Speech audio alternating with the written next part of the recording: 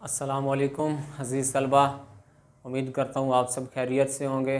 मैं Shakeel Ahmad online lecture के साथ आपसे मुखातिब हूँ। हम पढ़ रहे हैं साल दहम के मैदान करबला में गर्मी की शिद्दत, मीर अनीस की लिखी हुई नज़्म जो कि मरसिया नुमा है। मरसिया हम इसको कह सकते हैं। इसके पहले दूसरे, तीसरे और चौथे बंद की तशरीह हो चुकी। अगर किसी ने लेक्चर समाअत नहीं किया तो वो कर लें। आज हम पाँचवें और आखिरी बंद की तशरीह करेंगे, तो बढ़ते हैं तशरीह की तरफ। पाँचवा बंद है, शेर उठते थे न धूप के मारे कछाड़ से। कछाड़ मीन शेरों के बैठने की जगह जो कि नदी वगैरह के करीब होती है। शेर क्योंकि नदी पे हर जानवर ने आना है पानी पीने के लिए, अपनी ज़रूरत पूरी करने के लिए, तो शेर वहीं पे छुप के बैठते हैं। झीलों के किनारे में एक छोटी सी गुफा सी बना के उसी में छुप के बैठते हैं ताकि आएंगे जानवर पानी पीने के लिए, प्यासे होंगे तो हम उसको दबोच लेंगे। और इस रोज़ तो वैसे भी गर्मी बहुत ज़्यादा थी। आहू न मुँह निकालते थे सब्ज़ा ज़ार से। आहू मैंने पहले आपको अर्ज़ की हिरन। अच्छा, यहाँ पे सनत तज़ाद का एक अगर मैं मवाजना करूँ थोड़ा सा, कि पहले उसने कहा कि सुर्खी उड़ी थी फूलों से सब्ज़ी गाह से, हर चीज़ खुश्क हुई पड़ी है। और यहाँ पे वो कहता है कि आहू न मुँह निकालते थे सब्ज़ाज़ार से। सब्ज़ाज़ारों से हिरन मुँह नहीं निकालते थे, बाहर ही नहीं निकलते थे, सब्ज़ाज़ारों में छुपे पड़े थे। खैर, ये शायर की अपनी ज़ात तक है, लेकिन मेरे नज़दीक यहाँ पे तज़ाद का थोड़ा सा अमल कार फरमा है। आईना महर का था मुकद्दर गुबार से। महर सूरज, मुकद्दर मुराद मैला गर्द आलूद।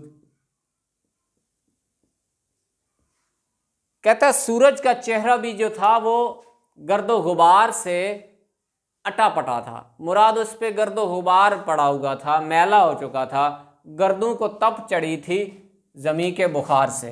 गर्दों आसमां को तप चढ़ी थी, को बुखार हुआ पड़ा था बड़ा सख्त किस्म का। क्यों? ज़मी के बुखार से। मुराद ज़मीन पे सूरज की शुआएं इतनी तेज़ पड़ रही थी, इतनी सख्त पड़ रही थी, इतनी ज़्यादा गर्मी पड़ रही थी कि आसमान को भी इससे बुखार हुआ पड़ा था। जाहिर सी बात है, रिफ्लेक्ट होती है जब टकरा के वापस जाती हैं और शुआएं, तो फिर भी गर्मी बनती है। गर्मी से मुज़तरिब था ज़माना ज़मीन पर। मुज़तरिब बेचैन, मुज़तरिब बेचैन। गर्मी से मुज़तरिब था, गर्मी से बेचैन था ज़माना ज़मीन पर। इस दुनिया के रहने वाले, ज़मीन पे रहने वाले लोग सारे बेचैन हुए पड़े थे। क्यों? गर्मी बहुत ज़्यादा थी।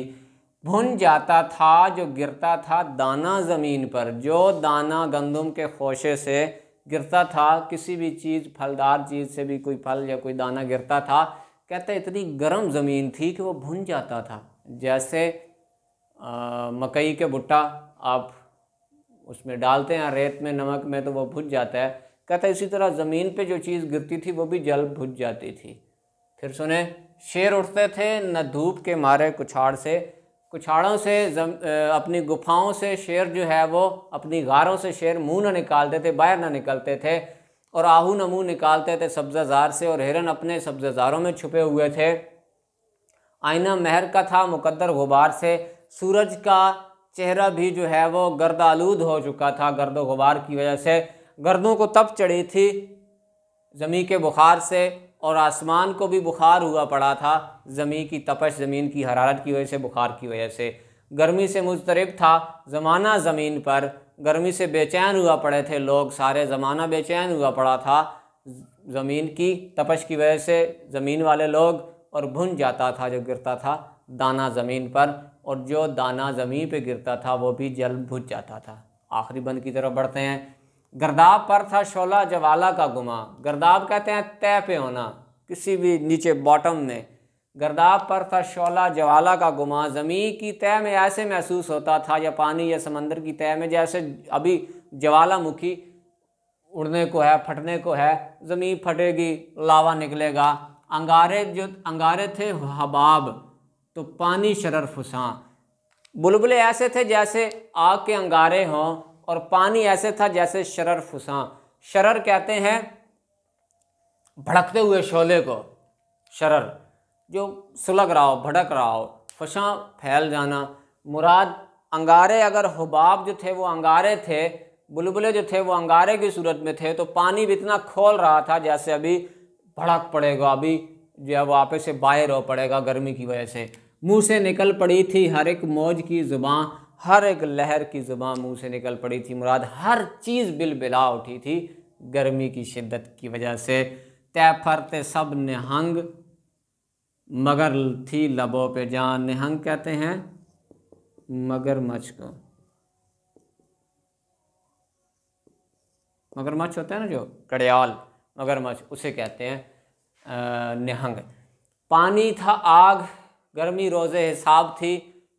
पानी तप के आग हो चुका था, और गर्मी कहता है रोज़े क़यामत की तरह थी, रोज़े हिसाब थी। माही जो सीखे मौज तक आई कबाब थी। माही कहते हैं मछली को, मछली जो सीखे मौज, मुराद मौज तक ऊपर तक आती थी, ऊपर वाली तह तक, वो सारे ऐसे लगता था जो कबाब बन चुकी हो, जल चुकी हो। फिर देखें, गर्दाब पर था शोला जवाला का गुमा, ज़मीन की तह में, समंदर की तह में, दरियाओं की तह में, ऐसे लगता था जैसे अभी ज्वालामुखी फटेगा। अंगारे जो थे हबाब, बुलबुले अगर अंगारे थे तो पानी खुद इतना खोल रहा था जैसे शरर फुसां हो, अभी फूट पड़ेगा, अभी फट पड़ेगा। मुंह से निकल पड़ी थी हर एक मौज की ज़ुबान, हर चीज़ की, हर चीज़ की जो है वो जान लबों पे आई पड़ी थी कि बस अब गए, अब गए, अभी गर्मी इतनी तेज़ है। तय पर थे सब निहंग, मगर थी लबों पे जान। ऊपर जो है वो मगरमच्छ थे अगर ऊपर की पानी की सतह में, मगर उनकी भी जान लबों पे आई हुई थी। पानी था आग, गर्मी रोज़े हिसाब थी।